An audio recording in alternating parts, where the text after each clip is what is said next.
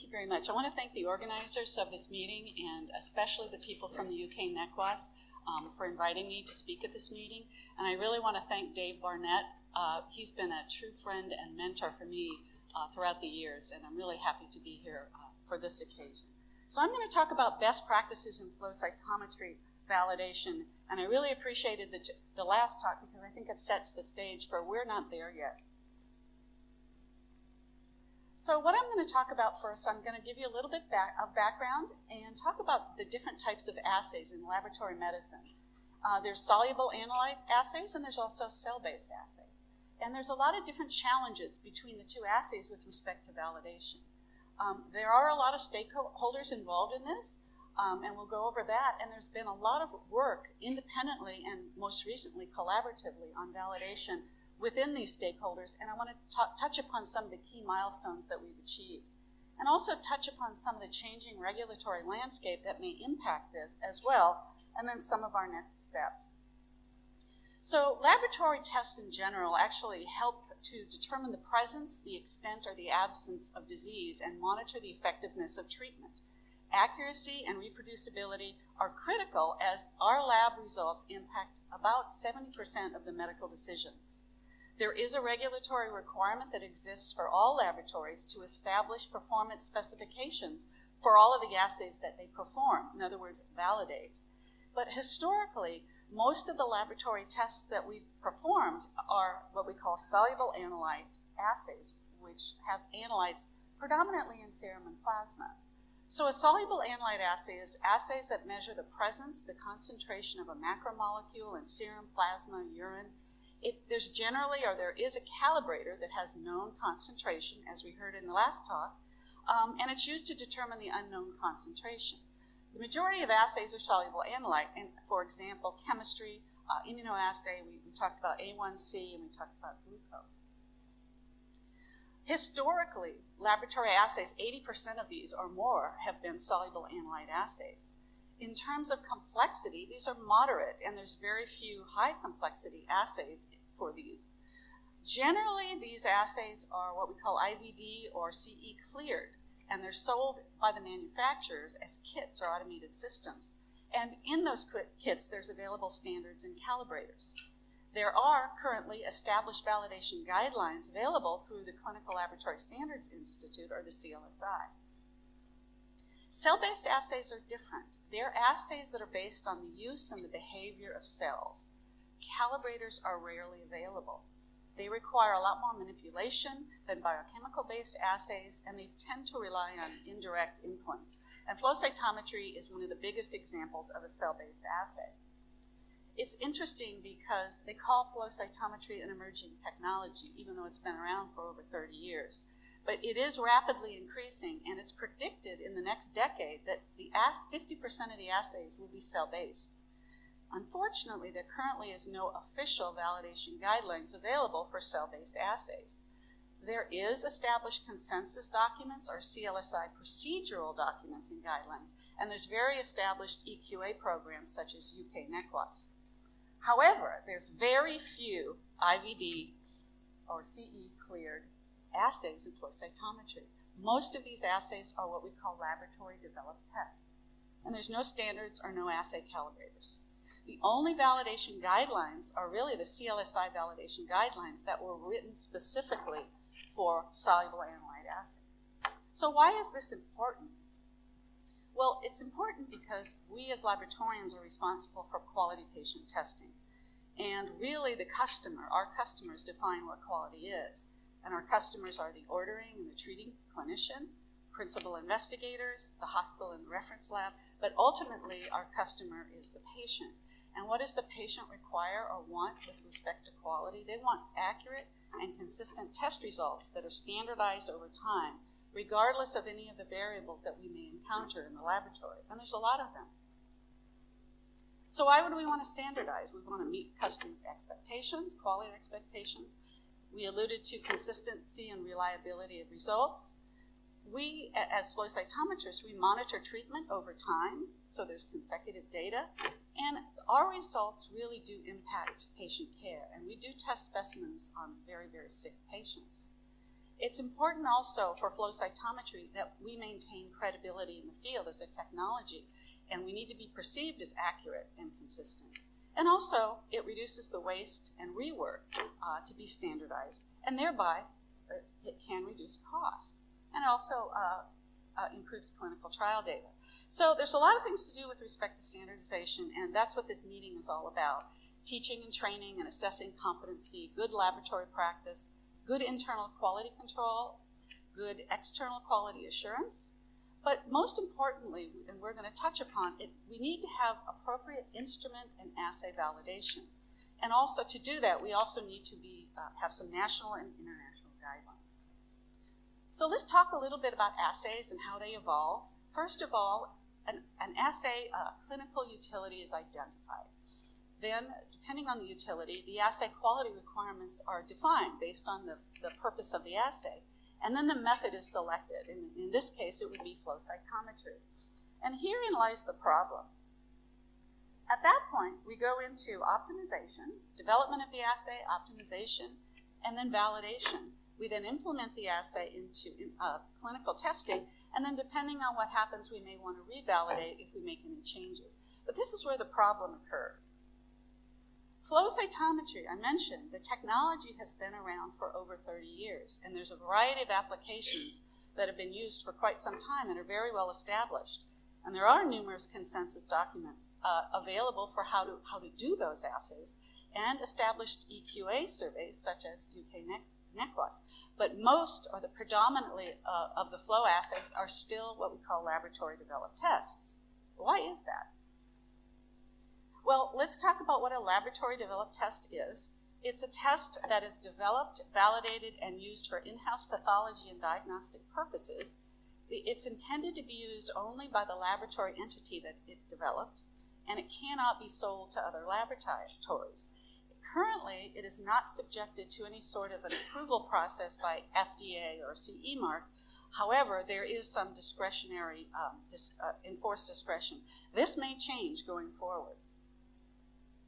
So if you have a manufactured assay that's IVD, really the laboratory's responsibility is just to verify those performance specifications that the manufacturer has established.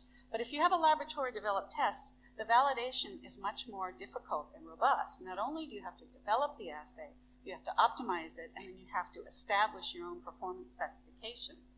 And this means you have to establish accuracy, sensitivity, specificity, precision, reproducibility, stability of both the reagents and the specimen. You have to establish your own reference intervals, and also linearity of the assay, if applicable. So what are the validation challenges that we face with cell-based assays? And interesting, I'm glad I followed the last talk because there are no current stable reference standards for flow cytometry assays. There's also very limited sample stability and availability for samples. In chemistry, you take 20 specimens and you run those for 20 days to establish precision. That's not possible for flow cytometry because of the stability. In a soluble analyte assay, you're talking about one analyte per test. But in flow, thousands of events and parameters exist in one test, so it's much more complex. And flow actually addresses a variety of clinical conditions, which are very pleomorphic and patient-specific. Samples also for flow contain different populations of cells with different autofluorescence and background. Example, lymphocytes and monocytes, different autofluorescence. And in measuring linearity in chemistry, you can take a low concentration and a high concentration and add them together and get an intermediate. But in flow cytometry, a low expression and added to a high expression does not equal that. It'll give you a bimodal expression. So there really is a need for fluorescent cell-based validation guidelines, and we are working towards that. And interestingly enough, a lot of the stakeholders have been facing these challenges for the past 10 years. And we've all encountered a lot of the same things. So who are the stakeholders in flow cytometry validation? There's actually the pharmaceutical industry, biopharma groups. There's clinical laboratory medicine. There's the technology or scientific sector, which is the research laboratories, but there's also the regulatory and accreditation bodies like the FDA, the UK NEQAS, the CE mark, etc. And another alluded to in the last talk is the IVD manufacturers of instruments and assays. So I'm going to go over this fairly quickly, but you have access to other websites, because you'll have access to these slides. In the pharmaceutical industry, there's the AAPS, the American Accreditation of Pharmaceutical Scientists, and they've actually been working on this problem for over 10 years. And really, their emphasis is to establish best practices regarding assay and instrument validation for flow cytometry. From the clinical laboratory medicine perspective, we've got some societies, the International Clinical Cytometry Society, ICCS, and also the ESCA, European Society for Clinical Cell Analysis. We've been working together to establish really guidelines for validation and education. Another body in the clinical laboratory medicine is the ICSH, the International Council for Standardization in Hematology. They actually put together working groups internationally of experts to examine laboratory methods and also put together international standardization and guidelines. From the technology and the scientific sector, the ISAC group, which is the International Society for the Advancement in Cytometry, has actually, their focus is mostly on research and development, but it's also technology innovation. And there's also regulatory agencies or a stakeholder. In the United States, we've got the FDA, or the Food and Drug Administration. Here in the EU, you have CE mark from the EU, and each of the different countries have different regulatory bodies that actually decide whether or not assays or devices can be placed onto the market in their country. The other stakeholder is the Flow IVD Manufacturers. And again, we mentioned Flow has been around for 30 years, but it's still considered an emerging technology. And there's a lot of things that are established, but most of those flow assays are laboratory-developed tests. And what's happening for the Flow IVD manufacturers, it's very difficult for them to get regulatory clearance on their instruments and also their assays. And the reason being is, first of all, there's challenges due to the lack of available samples. There's also no existing predicate device or assay with which to compare those two. The other thing is the expertise in some of these regulatory agencies, they really don't have the experience in cell-based assays. They're predominantly experienced in soluble analyte, and they're basing those criteria on those guidelines. And actually, really, these regulatory agencies really need appropriate guidelines specific to this technology. So again, there's no guidelines for cell-based assay submission. And the other thing is there's a reluctance on the manufacturer's end to sell non-cleared instruments to clinical laboratories. There's a little bit of gun shyness there. And this is being perceived as obstruction of new technology to the clinical laboratories. In the United States, we face something where the manufacturers cannot sell antibody cocktails to the lab that can only sell single analytes, and the lab has to cocktail them themselves. So again, there's lots of challenges with respect to the IVD manufacturers as well. So there have been key milestones, and I'll go over these really quickly, but they're available. There's a lot of documentation and publication. In 2005, the AAPS actually published the first manuscript on fit for purpose, and they talked a lot about biomarkers, but also applying existing validation paradigms and how they are not appropriate to biopharma. They also published a paper in the Journal of Immunological Methods that actually talks a lot about challenging validations, the fact that we're looking at cellular analytes and the lack of cellular reference material. We're also using highly complex reagents and also highly complex instrumentation. So some of the key points for the AAPS was really it depends on the type of validation you're performing, and really you need to have a fit for purpose validation. You may have an FDA CE IVD method that you want to validate and submit, or a phenotypic biomarker assay, or a functional biomarker assay, or a test for immunogenicity or pharmacokinetics. Each of those types of assays are going to require different types of assay validation parameters and approach. So really, the documents that the AAPS has published, they actually talk a lot about recommendations for flow validations, the number of specimens to run, the number of replicates, the number of analytical runs, and most important, the acceptability criteria. In 2013, the ICCS and the ICSH got together, and we actually put together a group of 36 international experts in flow. Many of them are in this room, and David Barnett is right in the middle. Anyway, we actually met for 2.5 days to talk about the controversy and confusion about flow validation and the fact that there's really no guidelines for that, and it's really struggling us to get any approval from the FDA. So current guidelines designed for clinical chemistry methods, and we decided that we were going to write what we felt was appropriate for cell-based assays.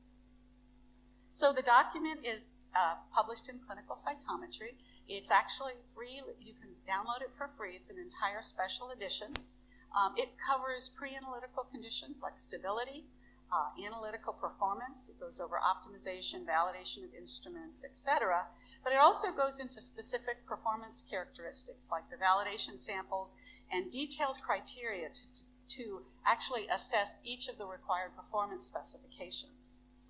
There's also a section on post-analytical considerations like QA and QC. In 2014, there was a FDA public workshop in Bethesda that was put together by Jerry Marty, who's an expert in flow cytometry validation and standardization. And the purpose of that meeting was to address the lack of biological controls in hematologic malignancy testing, and also talk a little bit about minimal residual disease and how we can use that as a surrogate marker in clinical trials. And we also discussed consensus methods. For the technology sector, the ISAC has been very active recently in tutorials on validation. In 2014, there was a tutorial on understanding method validation as applied to flow cytometry, and this is available on their web.